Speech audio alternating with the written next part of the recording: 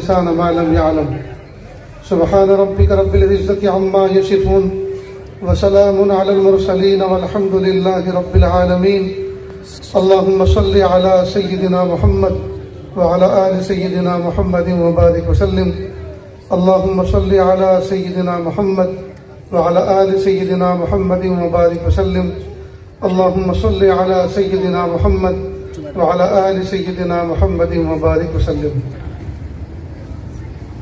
میرے بھائیو، جس زمانے میں انسان تھوڑے سے تھے اور ان کے مسائل بھی تھوڑے سے تھے، اس زمانے میں ایک ہی وقت میں کئی نبی آتے تھے اللہ کی طرف سے انسانوں کو سمجھانے کے لیے. لیکن جب آج کے دور میں انسان بھی بہت بڑھ گئے، مسائل بھی بڑھ گئے، اب پوری دنیا میں کوئی ایک نبی بھی نہیں، بلکہ نبوت کے دروازے پہ تالا لگ چکا.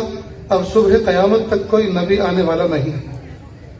سوال یہ پیدا ہوتا ہے کہ آج تو ہمیں ایک نبی صفت انسان کی بہت سخت ضرورت تھی. کوئی تو ایسا نبی ہوتا دنیا میں جس کے کندھے پہ اپنا سر رکھ کے ہم رو لیا کرتے اور ان کے ہاتھ اٹھوا کر اللہ سے فیصلے اٹھوا لیا کرتے، لیکن اب کوئی بھی نبی نہیں. وجہ سنیں اور دل کے کانوں سے سنیں. اللہ تعالیٰ نے اپنے آخری نبی، سب سے بعد والے نبی اور سب سے بڑے نبی پیارے آقا صلی اللہ علیہ وسلم کو ایسے علماء کی جماعت عطا فرمائی جو صبح قیامت تک امت کی کمزوریوں پہ نظر رکھے گی اور امت کی اصلاح کرتی رہے گی. اب کسی نبی کو آنے کی ضرورت نہیں ہے، یہ علماء صلحاء کی جماعت کار نبوت انجام دیتی رہے گی. آج کے دور میں اندازہ کریں علماء کرام کی ذمہ داری کتنی بڑھ گئی ہے. تو ڈاکٹری سیکھنے کے بعد کس کو فائدہ پہنچتا ہے؟ جسم کو. کالج یونیورسٹی میں بندہ پڑھنے لکھنے کے بعد انجینئر بنتا ہے، مثلا سول انجینئر بنا تو وہ اچھا مکان کیسے بنایا جائے، خوبصورت مکان ڈیزائن کیسے کیا جائے اور اس کا انٹیریئر اسٹرکچر اور اس کا جو ہے ایلیویشن کس طرح سے ترتیب دیا جائے وہ سول انجینئر کرتا ہے. تو گھر، اچھا گھر انسان کے جسم کو راحت پہنچاتا ہے، سیکورٹی دیتا ہے. یا میکینیکل انجینئر بنتا ہے.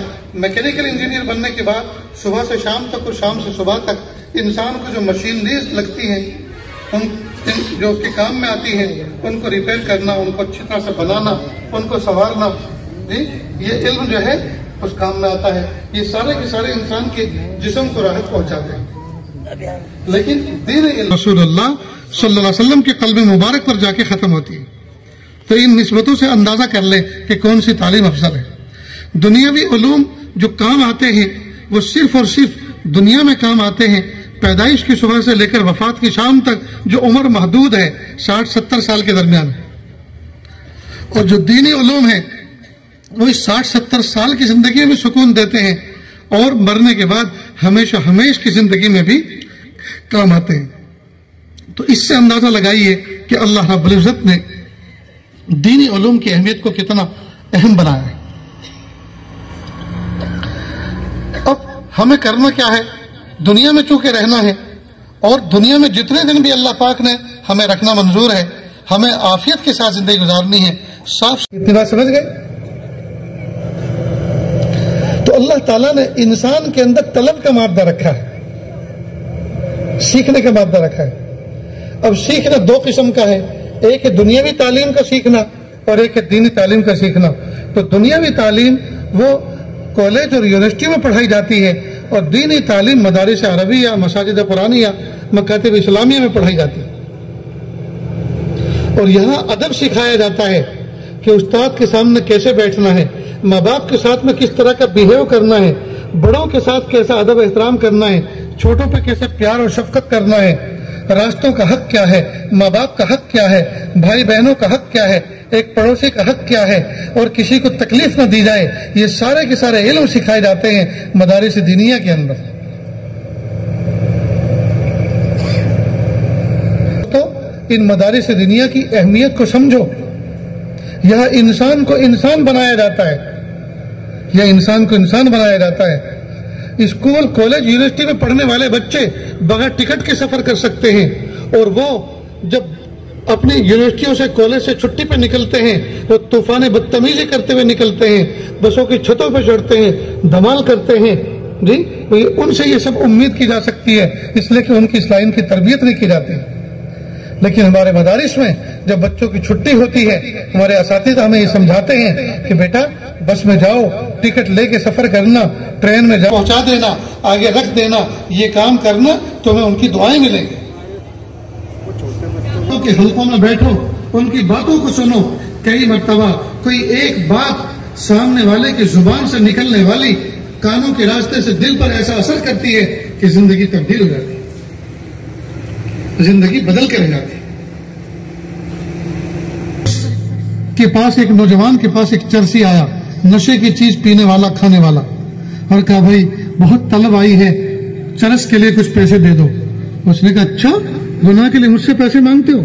خبردار، کھانے کے لیے پیسے دے سکتا ہوں، چرس کے لیے نہیں دے سکتا۔ تو چرسی نے عجیب بات تھا۔ عورتوں کا دوسری طرف مردوں والے حصے سے ایک نوجوان ایک بڑے سے تھال کے اندر بریانی لے کے چلا عورتوں کی طرف دینے کے لیے۔ راستے کے کنارے پر وہ آیا، ٹھوکر لگی اور گر گئی، وہ تھال اس کا ہاتھ سے چھوٹ گیا، بریانی ساری راستے پہ گر گئی۔ اب اس نے اس کو جھاڑا، اپنے کپڑے جھاڑے، دوسری لینے کے لیے گیا۔ یہ چرسی اس نے دیکھا کہ بریانی کا ڈھیر لگا ہوا ہے، خوشبودار اور گرم بریانی پڑی ہے، اس نے اوپر کی جو فریش تھی، تازہ وہ اس نے کھانا شروع کر دیا۔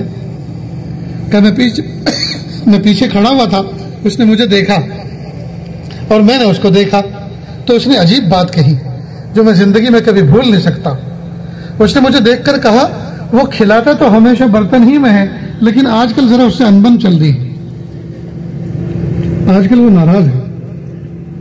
اور پھر آگے کیا بات کہی؟ ہاں وہ کریم اتنا ہے، غصہ چاہے جتنا ہو جائے بھوکا کبھی نہیں سلاتا۔ وہ کریم اتنا ہے، غصہ چاہے جتنا ہو جائے بھوکا کبھی نہیں سلاتا۔ میرے بھائیوں، ایک چرسی کا ایسا یقین اللہ کی ذات پر، ایک چرسی کا ایسا یقین اللہ کی ذات پر، وہ نوجوان کہتا ہے میرے دل پر ایسی چوٹ لگی کہ میں اپنے ایمان پر غور کرنے لگا کہ ایک چرسی کا یقین اللہ کی ذات پر اتنا ہے اور میرا یقین اتنا نہیں ہے۔ کئی مرتبہ کچھ لوگ ایسی بات کہہ جاتے ہیں کہ سننے والا زندگی بھر اس کو اپنے دل اور دماغ پہ نقش کر لیتا ہے۔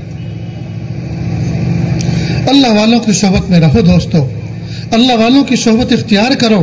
ان کی صحبت میں بیٹھنے سے ہمارے اندر دین آئے گا، ان کی صحبت میں بیٹھنے سے ہماری تربیت ہوگی، ہمارے اخلاق بلند ہوں گے۔ آج کل ایک کتاب میرے مطالعے میں ہے، 3 دن پہلے میں جودھ پور کے سفر پر، راجستھان کے سفر پر گیا تھا۔ وہاں ایک حاجی عبدالغفور صاحب بہت بڑے اللہ کے ولی گزرے ہیں، حضرت تھانوی رحمۃ اللہ علیہ سے وہ تعلق رکھتے تھے بیت کا۔